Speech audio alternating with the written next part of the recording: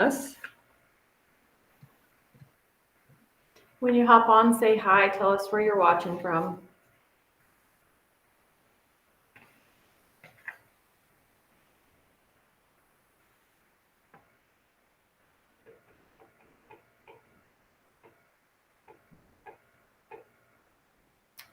Here we go.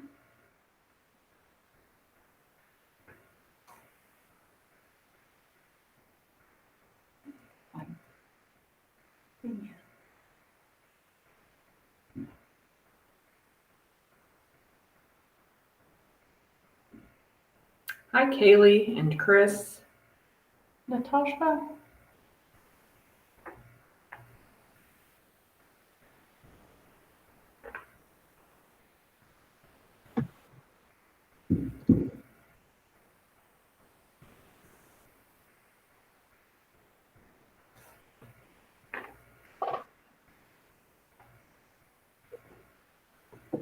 We have Emmy with us from Idaho, and from Virginia, Ashley.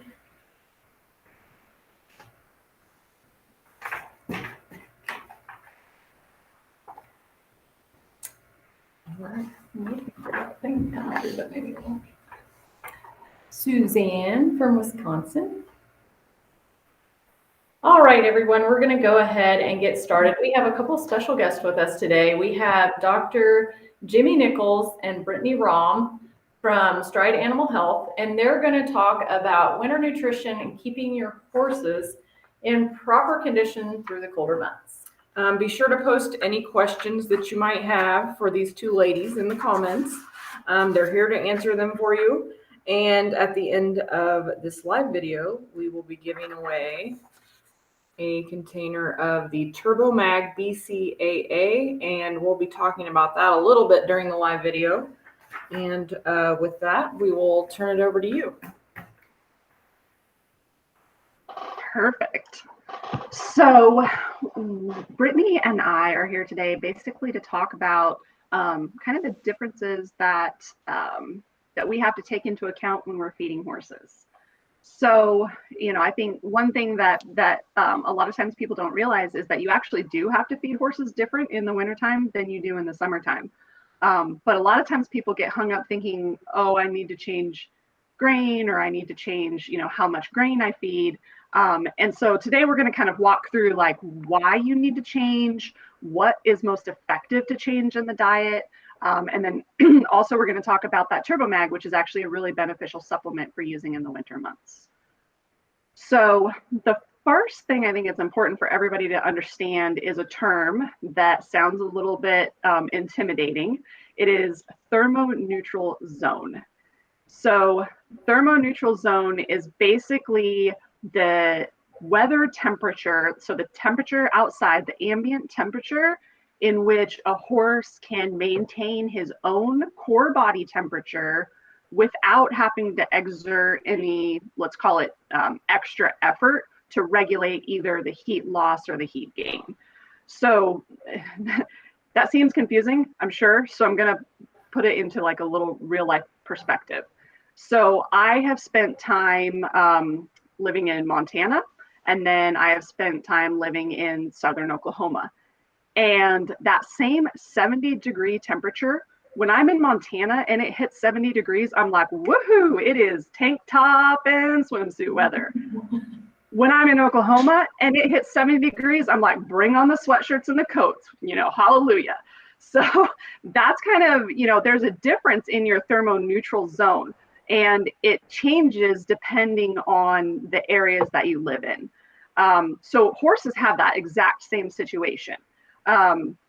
In fact, so to give people kind of a little bit of an average, like if you were to look at horses kind of through the middle of the United States, an average thermoneutral zone is going to be between 40 to 80 degrees Fahrenheit. So that means if the horse gets on the upper end of that, then they're going to start using this extra effort to get rid of heat. Okay, so the main thing that a horse will do to get rid of heat is sweat. Now, if they're on the bottom side of that thermoneutral zone, then they're going to have to use extra effort to maintain or to keep heat. You don't like to keep from losing it. And so, an example of that would be if the horse were to maybe start shivering. So, we're obviously talking winter feeding here. So it's important to understand that the concept of metabolic heat production. Okay, so horses are basically, think of their digestive system or their hindgut especially, kind of as like a furnace, like a heat furnace. The more that the microbes in that hindgut are able to digest and ferment, especially fibers, the more heat that can generate for that horse. And that's part of what goes into keeping them warm. So I know, Brittany, do you want to maybe give them some tips on, how maybe somebody could know whether or not their horse is outside of their thermoneutral zone? Sure. So you want to pay attention to whether or not they're basically using any natural defenses to that cold weather. So shivering is a big sign. If they're standing with their tail to the wind, with their head lowered, or if they're seeking shelter in the barn or, like a lean-to.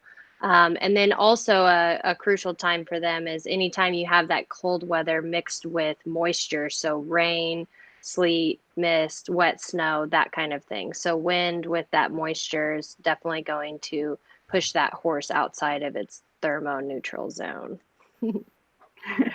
Now, good point. Well, and then I think another thing that sometimes people don't realize is that just because you have a group of horses that are living in the same location doesn't mean that they all even have the same thermoneutral zone. So, young horses or underweight horses, they're going to hit that lower critical temperature. They're going to get colder faster than a mature horse or a horse that's going into wintertime with really good body condition and a lot of flesh. So, in the example that I gave at the beginning of this, my thermoneutral zone changed when I was in Montana versus when I'm in Oklahoma, and horses can adapt as well. So it generally will take horses between 2 to 3 weeks. I usually call it a month for a horse to kind of readapt to a new ambient temperature. And I think that's one thing that's important, especially for our performance horses and when we're traveling. Just keep that in the back of your mind that if you're going to, a long distance or going to a region that has a very different temperature range than what you're coming from, that's something to be mindful of, that your horse may struggle a little bit more to either retain heat or try to get rid of it, depending whether you're going to a colder climate or whether you're going to a hotter climate. And on that same note, a horse living in Oklahoma, okay, when he's in Oklahoma, that lower critical temperature might be around 30 or 40 degrees. Well, if you take that same horse and you relocate him to, say, Montana, and he adapts and he gets his good winter coat and you're not clipping him, and he's able to have all of his natural defenses like what Brittany had mentioned, that horse could be completely comfortable and happy at temperatures as low as 5 degrees Fahrenheit. So, horses are really good at adapting to the ranges that they need to live in. Let's see. Another thing I guess that is important to keep in mind is, how much does that increase happen, right? So people will say, well, at what temperature do I need to start changing my feeding? And kind of the general rule of thumb is that if you're on that lower critical temperature, for every 1 degree Fahrenheit that you drop under that lower range, you need to provide an extra 200 calories. So that's kind of your general rule of thumb. So to put that in perspective, your average hay is going to have between 800 to 1,000 calories per pound. All right. So let's say you've got a 10-degree drop, then you're going to need an extra 2,000 calories. So all I did there was just take that 10 degrees times 200 calories, and that gets me 2,000 calories. So that's roughly 2 to 3 pounds of extra hay a day, right? So if you're feeding a small square bale of grass hay, that's probably going to be an extra flake, maybe an extra 2 flakes, depending on how much your hay weighs. Brittany, do you want to maybe visit just a little bit about what we should do. Oh wait, did we lose Brittany? She just dropped off, so I'm assuming she'll try and get back on. So Okay. Yeah. Well, while we wait for her, I guess I'll toss out another kind of rule of thumb when it comes to the thermoneutral zone. So it doesn't matter. Well, a good temperature. I mean, if you're at 20 degrees Fahrenheit, no matter where you're at, there's a pretty good chance that you're going to be under that lower critical temperature for a horse's perfect range, if you will. And other things that can affect that, of course, are going to be things like, excessive wind. Where I'm at, that's a very serious problem. I've got a ton of wind. So even if my temperature is somewhat reasonable, if you get a little bit of wind, that extra wind chill can push that horse down into a position where he has to start figuring out how to hang on to his body heat. Ice storms, if you've got an ice storm situation going on, like Brittany had mentioned, anytime you combine that cold temperature on top of moisture, then that's kind of like your perfect mix for making a horse have to increase their heat production. So, wind, ice, of course, snow, all of those things are really going to cause your horse to have to consume more calories. And Brittany joined us back just in time. Sorry about that. No, you're good. You're good. I could see you talking and I didn't hear anything. So okay, perfect. So Brittany, what are some things, I guess, that you might share with everybody about, what you could do for horses that, like when the weather gets extra cold, like what are some tips and tricks and things that people should start doing? Okay. So if you're continuing to ride and travel during these colder months, and you're those diehards getting out there and going to those indoor arenas and trying to, beat the weather, you want to make sure that you're doing a longer warm up, and then longer cool down time. So you can use a wool or fleece cooler to kind of help wick away that moisture. Make sure those horses are super dry either before you put that winter blanket back on top of that, or before you turn them back out into those cold elements, make sure their hair coat has kind of dried out. For all those other horses that are just hanging out and have the winter time off, you definitely want to feed more hay, feed a flake or two more than you normally would. You want to keep your grain level the same. So if you're going to up anything, the most important thing to do is up that hay. And then you can consider a supplement that will keep them drinking, like the TurboMag BCAA, which I'll let Dr. Jimmy kind of go into more details on that a little bit later. So those are the most important points. So before we hop into that, Brittany, so both you and I have mentioned, that increasing the amount of hay is the best way to increase heat production and keep a horse warm during winter. I know, we've probably got some listeners out there that are saying, well, I've got a senior horse, or I've got a horse that has really poor teeth condition, dental condition, and they can't eat hay or process hay very well. What would be your recommendations for those type of horses? So you can increase a fiber component. So if you have forage pellets, Timothy hay pellets, alfalfa hay pellets, or even beet pulp shreds, all of those will have the similar benefits as in increasing that, long stem hay forage. So if those horses are not able to eat hay like an older horse, then that's definitely an option. You can add, some scoops of alfalfa pellets, Timothy hay pellets, whatnot. Very good. And then also providing that good shelter, and then using winter blankets to reduce that heat loss. Some horses grow a bigger winter coat than others. I know I had a horse that I moved from South Dakota all the way down to Oklahoma, and then I ended up selling him to Louisiana, and he just still always would get this huge furry coat, and he would just stress so much, even Louisiana, because he just got this furry coat, and it was too hot down there for what he was used to. So his genetics were made for the North, weren't they? Yep. Yeah, and I think that's a good point. Like, there are a lot of ways outside of just increasing that hay component to help, manage that horse's comfort level. So of course we can feed more hay, but then just the simple act of, putting, making sure that there's shelter available, so having a barn for them to get into, or a lean-to, or even just a windbreak. If they happen to be horses that are out, on a big pasture, having a tree row or a tree belt, or even just like a man-made fence that's solid that, will allow them to be able to get in and kind of break that wind.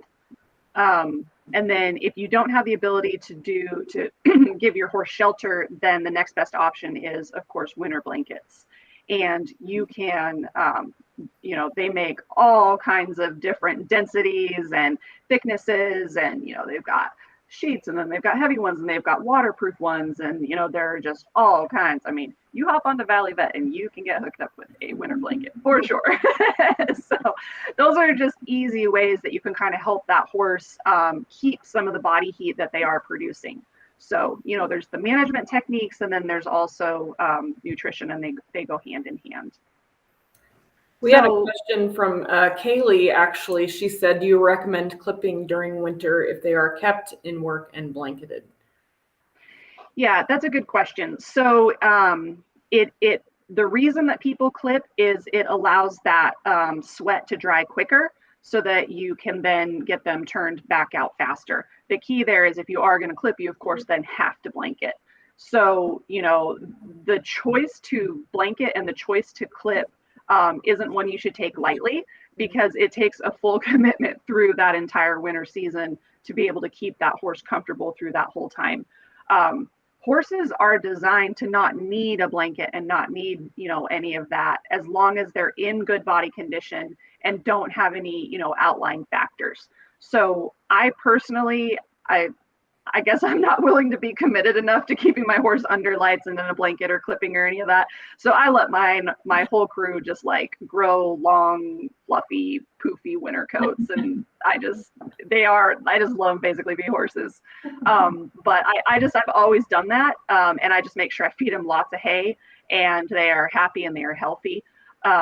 But, for people who are in, a very strict show schedule and going through the winter months, that's not an option. You need a horse that's got a short hair coat and slick and shiny, and they need to be show ready, if you will. And so that's where, employing the blankets and then body clipping, if you need to help speed up that evaporation process and get that horse cooled out and dried off quicker is a good plan.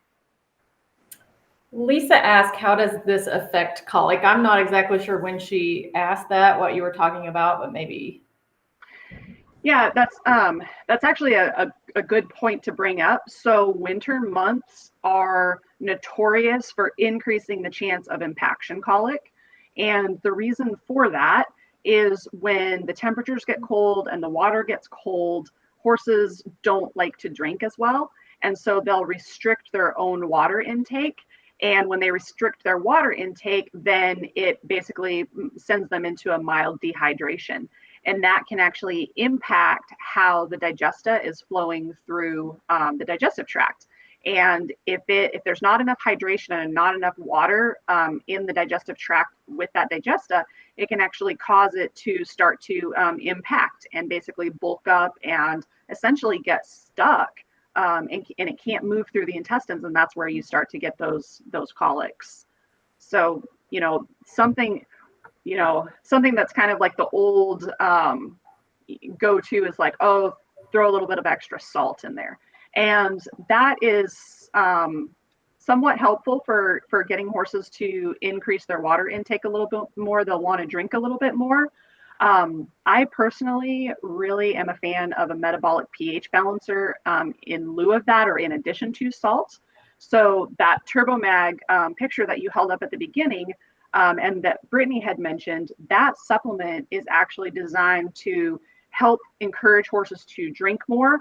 But what it does is it actually, so it basically manipulates the cation anion balance in the body. And that's just a fancy way of saying that it provides the body with a certain number of positively charged ions and a certain number of negatively charged ions.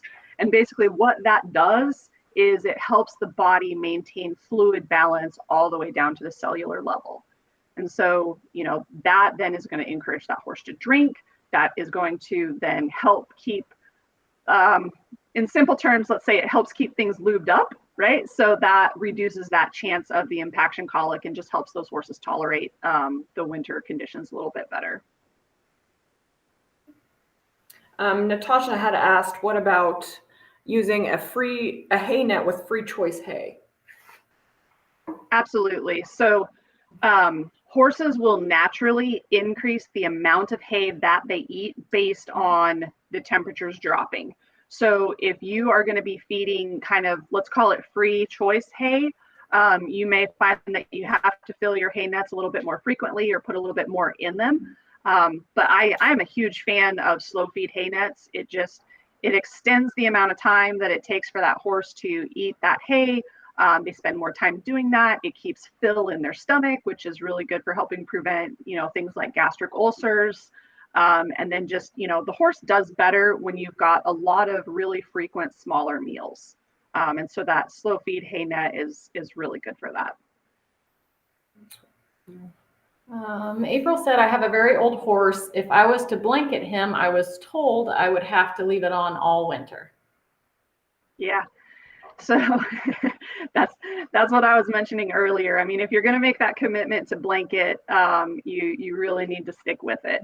And I've actually seen some kind of back and forth. So one stance on that is that it can actually cause the hair follicles to get pressed down and cause them not to be able to spring back up. That's where that's where a horse maintains their heat, is when they have their winter coat, the hair follicles stand straight up and it creates this layer where they can kind of trap air and help hold body heat in. Well, if their hair is completely laid flat, they don't have that ability to trap that heat. So it's kind of, think about like a down coat, right? So one of the reasons that a down coat works so good, they're fluffy and puffy and there's a lot of air in those pockets and it holds your body heat. So that's kind of what a horse does with its natural fur coat. So if let's say you blanket, all of that hair is pressed down and then you turn them back out, they're not able to hold that heat in as well. I don't know. There's controversy as to whether or not there's true damage to the follicles. I honestly haven't looked at the research. I don't even know if there is research on it actually.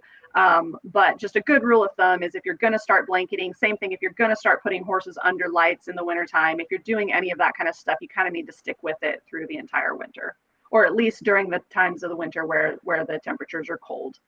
Of course, if you get that random 2 or 3 days in the middle of the winter where the temperatures spike back up, and they're 10 degrees over what they should be, that'd be an easy time to pull the blanket back off. Okay. We have kind of a long question here. Laura is asking, she said, I take care of 8 horses. 2 of the mares are prone to laminitis. The rest, all but one gelding, developed crusty necks and fat deposits this year, and we kept them off lush pastures all year. We feed Timothy hay pellets, tribute ration balancer, hay, and supplements for the hooves. When do you think that it is safe to be put back on pasture full time? She said the temperatures range from the 50s during the daytime and the 30s right now. In Virginia, we've had a couple of frosts this past week. Do you think they are better off to have access to hay full time? These horses aren't ridden much at all, occasional trail riding. Okay. Yeah. So it sounds like she's got a group of horses that are basically dealing with metabolic syndromes, which means that they're really sensitive to sugars. And, as she clearly understands, one of the big keys in that is keeping them off of green grass. And the reason for that is that the green grass packs a high level of sugars. So, really the only, I'm going to use air quotes here, but the only safe time for that type of a horse to be on grass is when that grass is totally dormant. So, if the grass is clearly brown, not growing, temperatures are cold, then, they could essentially be out on those pastures without too much worry. I certainly wouldn't put those horses out on pasture during the spring or summer or even early fall. One thing you can do though is, and maybe she already has, is use a grazing muzzle just to allow them to still be turned out and act like horses, but not be able to consume as much of that green grass. I strongly recommend getting that hay tested.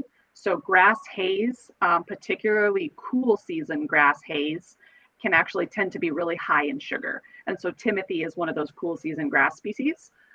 So, you know, a place like Ecoanalytical could certainly run a lab report for you and tell you exactly what your hay is testing from a starch and sugar content. You might consider maybe a alfalfa mix. Alfalfa is generally lower in sugars, or you might consider some warm season grass species. So like Bermuda grass would be an example that generally doesn't get too high in sugar. All right, Teresa asked, would that be safe for Cushing's IR horses? And I'm assuming she means the Mag. mag, yeah. TurboMag, yeah, absolutely, absolutely. In fact, TurboMag actually has a specific mineral in it called chromium that is actually really beneficial for a horse with Cushing's or IR. Chromium helps the body's cells metabolize sugars more efficiently. And so that is actually a really good thing to incorporate into the diet of those horses. And then of course, with those horses, like I had mentioned earlier, sugars are a really big deal. You need to make sure you limit it, and TurboMag doesn't have any extra, you know, there's no added sugars or anything like that. So it's a very safe supplement. We can. Sage asked if you feed the TurboMag, can it completely replace other electrolyte supplements, or do you need to feed it with one? I generally recommend feeding a little bit of salt in addition to the TurboMag, particularly if you're using it like in the summer months. So let's say your horse is sweating a lot. There's, you know, a lot of rehydration that needs to happen. TurboMag isn't an end-all be-all replacement for all of that. You still would need some electrolyte and you'd still need some salt supplementation. But in terms of just basic, you know, basic using through the winter, as long as your electrolytes are well balanced in the rest of your diet, I think that's one thing that people don't realize is that the diet should already be balanced for the proper amount of electrolytes. And then we only need to add more in those periods where we really are forcing those horses to get rid of heat by sweating. So TurboMag is a good partial replacement. I personally still feed just a little bit of salt with TurboMag. Lisa asked, what is your opinion on corn as a heat conductor? So corn will, this is such a loaded question. So I'm just trying to think through what approach to take. Okay, so corn in general is an ingredient that I generally try to avoid in equine diets. The reason for that is this starch and sugar, like I was just talking about. Corn is like 75% non-structural carbohydrates, you know, so when we think in terms of a low starch diet, we're trying to get, you know, we're thinking about grains that are, you know, 22% NSC or under. Now, if you have a horse like the PPID, the Cushing's, or the IR horses, or anybody with a true metabolic condition, that needs to be under 12%, so 12%. So when you think about corn itself being all the way up at 75%, that provides the opportunity for a lot of bad things to happen in horses that might be predisposed to sugar sensitivities. Corn itself has a lot of calories in it because it has so much starch and sugar. The problem with it is the amount that you feed is so small that you don't get as good or as long-lasting metabolic heat production. So it's not as good in terms of a heat source for cold winter months compared to feeding extra flakes of hay. Okay. We have a few more questions about blanketing. Candace lives in Northern Ohio. She says she does let her horse's hair grow. They only get a turnout sheet with no fill. She says she has round bales out. Is the sheet enough? So, you know, as long as the body condition is good on these horses, and as long as they have plenty of hay to eat, and as long as there's shelter, then likely the sheet would be okay. I personally might opt for nothing versus the sheet, only for the reason that that sheet is going to compress that hair down and not allow the hair to actually serve its natural function of holding in that heat pocket or that air pocket, which holds the heat. So, I guess my personal tendency is to either go full on winter blankets or nothing at all. Unless, of course, you're going to go full on winter blankets, but then on the warmer days, you go just with the sheet. Does that make sense? Yeah, and I might add, if it's going to be a rainstorm and the horses don't have any shelter, and you're trying to maybe, if it's a waterproof sheet and you're trying to keep the moisture off of their coat, that might be a good, chance. I know I kind of always did that because they seem once that moisture gets on that coat, that seems to, make it a little more difficult. So if they can stay drier, um, that's my opinion on that part of it. Yeah, no, that's a really good point, Brittany. Really good point. Yeah, moisture is definitely the enemy in cold weather for sure. Donna was looking for the TurboMag on our website, and it's item number 47667. And I will share that link as soon as we're done today. Okay, and then Andrea says, when you're blanketing, what temperature would you say you need to take the blanket off, especially the way the temperatures fluctuate in the panhandle of Oklahoma? Yeah, so again, I wish that there was just like this hard and fast, this is the temperature. But again, it really is going to depend on what's normal for your area and your horses. And, so I happen to be familiar with Panhandle of Oklahoma. I know how hard the wind blows. And so that's going to add a whole nother level of cold factor to you. So, let's say that someone says, oh, at 40 degrees, I'm going to start blanketing my horses. Well, 40 degrees in the Panhandle of Western Oklahoma is going to be very different than 40 degrees in Arkansas. One is going to be dry, windy. The other is going to be wet, maybe a lot of, mist and humidity in the air. So those are the other factors that compound to cause those, you can't just go by the temperature itself. You have to take into account those other things. And then also too, whether or not your horses have access to shelter and a windbreak. So, let's say that, 40 degrees is what, you feel like that lower critical temperature is, but you have a good windbreak or lean-to or shelter for that horse, then you don't need to blanket at 40 degrees. Maybe you don't need to start blanketing until, 32 degrees or 33 degrees. So it really is one of those things where you kind of have to go off of your gut feel. And, if the weather is clearly out of the ordinary cold, then that's just a really good indicator that, hey, I should probably just do a little bit extra for my horses. All right. Suzanne asked, can you give TurboMag to miniature horse with Cushing's disease? Absolutely. So with the Cushing's, like I had said earlier, that's another disease that the ability for those cells in the body to be able to metabolize glucose more efficiently is really effective. And so the chromium that's built into the TurboMag would certainly be helpful for that. Now, if you've got a miniature horse, the feeding rates, you would want to just titrate them down. So the bucket is labeled with feeding rates for a mature adult horse. So if you've got a 250-pound miniature, you'd basically want to go to, a third or a quarter of those recommended rates.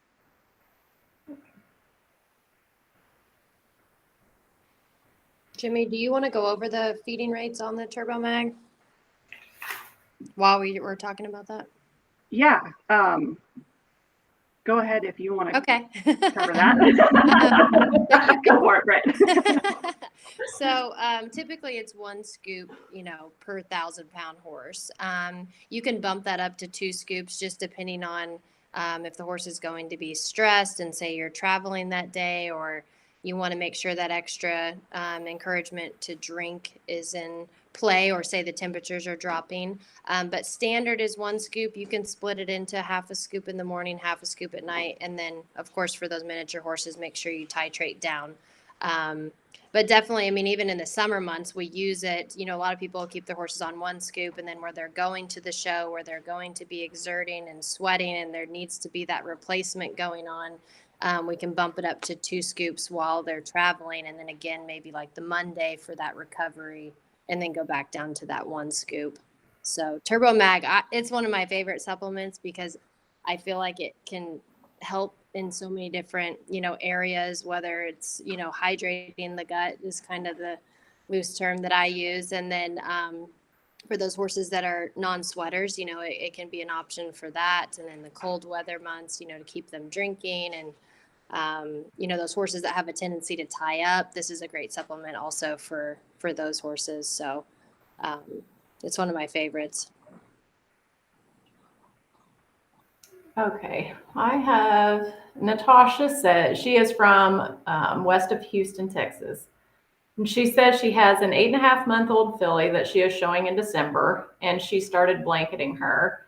And she said, I have to body clip her before the show. I have to blanket, but I have a blanket, but not a hood. Once the show is over, I'm letting her hair grow back out.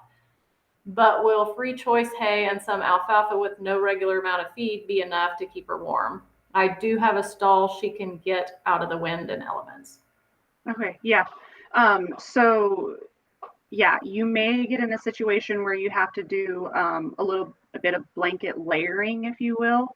And as the hay itself will definitely provide adequate, warmth, if you will.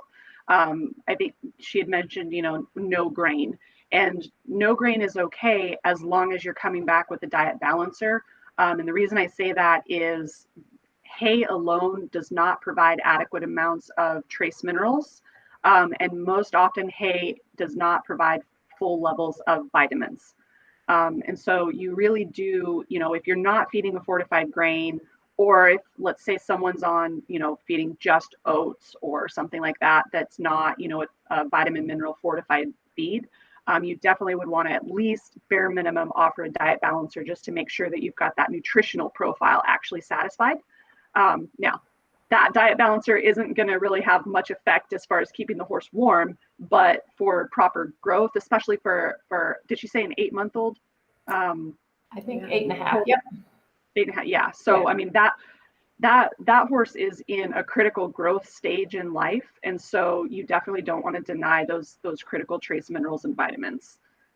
So if you want a recommendation, 101 Diet Balancer is the one that I typically recommend, and it's by Stride Animal Health. Okay. Well, that is all the questions that we have in the comments for right now. Hey, Jimmy, do you want to touch base on, I know, a lot of people want to increase their feed. What's the negative side effects of increasing feed? And why would you say, I mean, I know why you would say to increase hay, but is there a negative side effect for increasing the feed? Yeah, so just it's something to be mindful of is, what kind of grain you are using. And grain, so especially if you're using a fortified grain. So let's say, for the sake of this example, let's say you were feeding Bluebonnet Feeds Intensify Omega Force, and you were feeding it at, 4 pounds per day. That feed is designed to meet all vitamin, mineral requirements, amino acid requirements, et cetera, at that 4 pounds per day. So adding an extra pound on top of that isn't going to be that harmful. I mean, it's not going to be harmful at all. It's going to provide some extra calories, but like the example that I said earlier, it's a quicker digested source of calories, so it doesn't provide that more long-term heat production like hay does. So that's one disadvantage to trying to rely on grain for getting that extra calorie count versus the hay. Now, let's say that someone was feeding like a corn oat mix as their grain, and let's say they were feeding it at 4 pounds per day, and they decided that they wanted to increase it to, maybe they were going to double it. Maybe they went from 4 pounds a day to 8 pounds a day of a corn oat mix. Corn and oats are really, really high in starches and sugars. And so that puts a really heavy load of sugar on the digestive tract that the small intestine can't digest very well, very quickly. And so what you can have happen is you can actually get a overspill of starch into the hind gut of the horse. And when that happens, it can really mess up the balance of the good bacteria in that gut. You can run into colic issues, and it can also even cause founder or laminitis issues in some horses. So, it really is more a matter of understanding what that grain that you're feeding was designed for, and making sure that it's low enough in starches and sugars, and making sure that those calories are coming, more from fat sources rather than sugar sources, as far as your safety factor goes. Okay. This question is from Sage. She says, can you expand on how the TurboMag is beneficial for horses prone to tying up? Yeah, so it goes back to helping those horses. So if you think about the issue that happens with tying up, it's the inability of the muscles to properly metabolize or process glucose or sugars. And so, like I had mentioned earlier, one of the benefits of the ingredients that are used in TurboMag is its ability to help the cells function more efficiently, to process and metabolize more efficiently, to help the cells be able to utilize glucose more efficiently, to help with the insulin response being more sensitive. So like the insulin sensitivity, that's an important thing for your IR horses. Glucose metabolism is going to be important for all of them, but especially for those horses that deal with tying up episodes, that glucose function can be a big benefit. The other piece about horses that tie up, though, is sometimes they tie up just because they have an imbalance in certain trace minerals and their electrolytes. And so the ability of TurboMag to go in and provide some of those important electrolytes and provide that unique cation anion balance. So again, that was, when we say cation anion balance, that just means that there's a certain balance of positively charged ions and a certain balance of negatively charged ions. And so when you get that lined out into something that's more beneficial for the horse, a lot of times that does help those horses that deal with tie-up episodes. All right. Andrea asked, can you use 101 Diet Balancer on any age of your horse? Absolutely. Absolutely. Okay. Go ahead. Sorry. I was just going to say, Brittany, I mean, do you want to talk about 101 kind of briefly, or where you recommend it and use it? So typically, if your horse is on a all forage diet and you want to, make sure you're providing all those daily nutrients to these horses, you can add in 1 to 2 scoops. 1 is a maintenance scoop. 2 is kind of that performance level, or if the horse is growing, there's different rates that are labeled on the tub. So say 2, if you're feeding a feed that has a recommended feeding rate of 6 pounds per day, but say the horse likes to get a little extra fluffy, or you're reducing the grain amount because you're not riding and it is wintertime, but you still want to make sure that those daily nutrient requirements are being met, then you could add in, say, 1 scoop, rather than that 2 scoops, because you still have your, vitamin and minerals that are in your feed. But if you're feeding at a reduced amount, then you need to make sure you bring those levels up, so that way the horse doesn't become, mineral deficient and whatnot. So, yeah, horses, and then 2 horses that have a tendency to get overweight, we sometimes will put them on that, paired with, maybe some alfalfa pellets just to give them something, and then an all forage diet. So I like it because it also has some digestive support in there, guaranteed levels of biotin. So it's not just your vitamin minerals. And they are primo minerals of all minerals that we can choose. They're definitely the primo of all minerals. So great supplement for that. And it is a pellet, so it's generally easy to feed. It's not a powder where you're having to trying to figure out how to get it to stick to things. And when Brittany says primo, what we mean is on the trace mineral package, we are using organic minerals that are bound to a specific amino acid. And so that's just a fancy way of saying that it's our way of making sure that minerals are attached to something that the body needs and is actively seeking. Therefore, we make sure that those minerals get like a VIP access ticket into the body so they can be more beneficial. This is from Allison. She lives in North Dakota. She said, what would the proper feed and blanket protocol be for extreme cold? She says that they can get -30 with -60 wind chill. Horses are on free choice hay. Is it bad to blanket just for those? And then as far as upping the calories, what do you suggest? Yeah, so I'm going to pull just like from personal experience when I was living in Montana. In the winter months, I did blanket up there most of the time.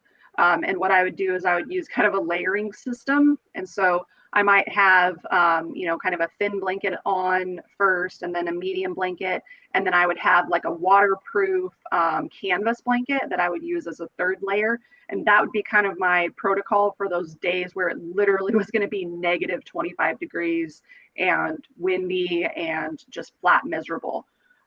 Then when it got back closer to the temperature being, 5 degrees or 0 degrees, I would take one of those layers out. And so I would just kind of change the layers based on where that temperature range went.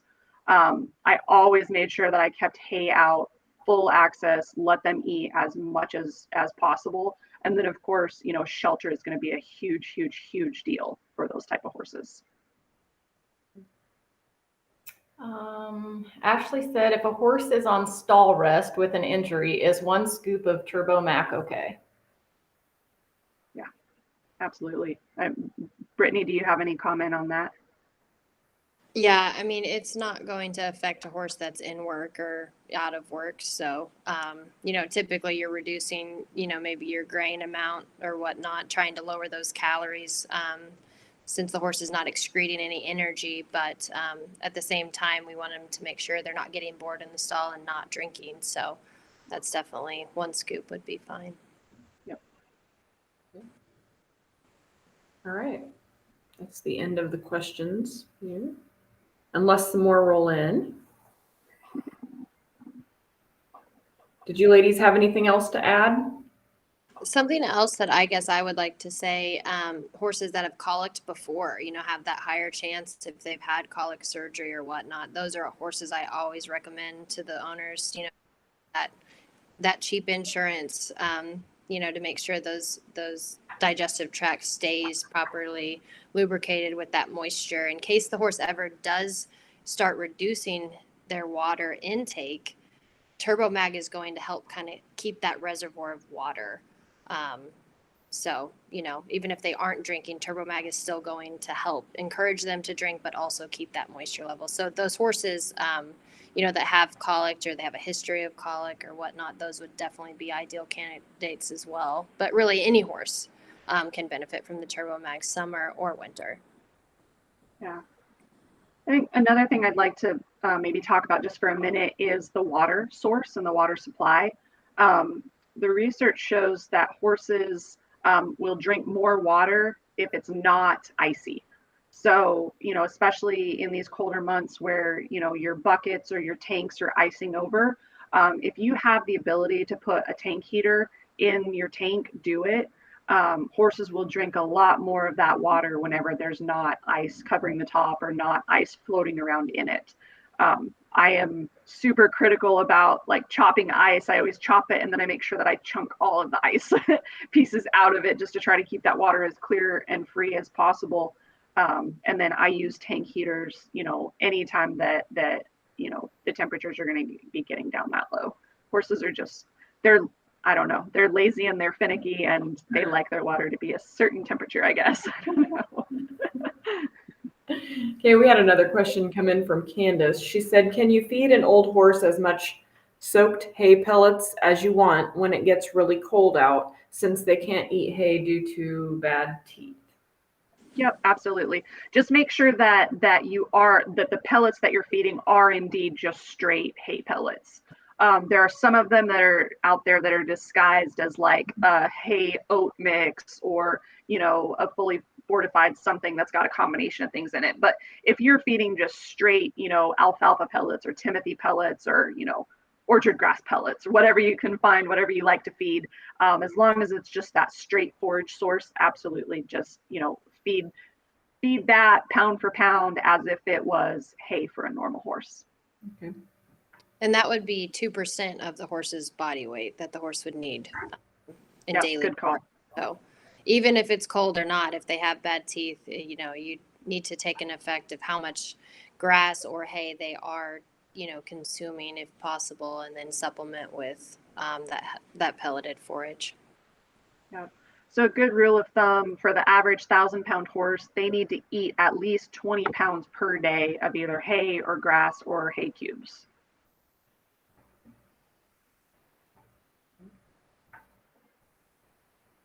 All right. That's all of them. That's all the questions as of now. If you still have questions, or if you watch this video later and have any questions, please don't hesitate to put those in the comments. We'll get back to you on those, and we'll find an answer for you. Yeah, I'll try and go back through and answer any questions that we didn't touch on. And then also we do have our nutrition consults available that are on the Stride Animal Health website. That's just basically a questionnaire going through your whole feed program, supplement program. And if you have any specific concerns, that's something that we will go through and kind of look over your nutrition program, or if we need to find a solution for an issue that you have going on, whether it be gastrointestinal or whatnot. So we can definitely help. There's a link on the Stride Animal Health site called Nutrition Consult. So happy to help. We appreciate it, and we thank both of you for being on here with us today and answering all these questions. Natasha had a question here. We have a question already for you to answer. Yeah, we definitely we'll send you a message, or if you want to get on the Bluebonnet website or the Stride website and fill out that nutrition consult questionnaire, it gives us all the information that we need to kind of start the process on if you're interested in switching feeds or adding a supplement to your program. Okay. Perfect. All right. I think we have a winner to draw here. And one lucky viewer is going to receive the container of TurboMag BC88. All right, and the winner today is Brianna Kimnitz. Congratulations, Brianna. We'll be in touch with you. All right. Once again, thank you, ladies, so much for joining us. We appreciate it. Thank you. You bet. Thanks. Stay warm. Yeah, stay warm, everybody. Couple of announcements before we leave you. Before we hop off of here, if you guys haven't signed up for our Harvest Happening sweepstakes, go ahead and get that done. It ends November 26th, and that will be here before you know it. And join us again next Thursday. We'll be live, and we may or may not have somebody with us, but Mel and I will be here. We'll be here. So until then.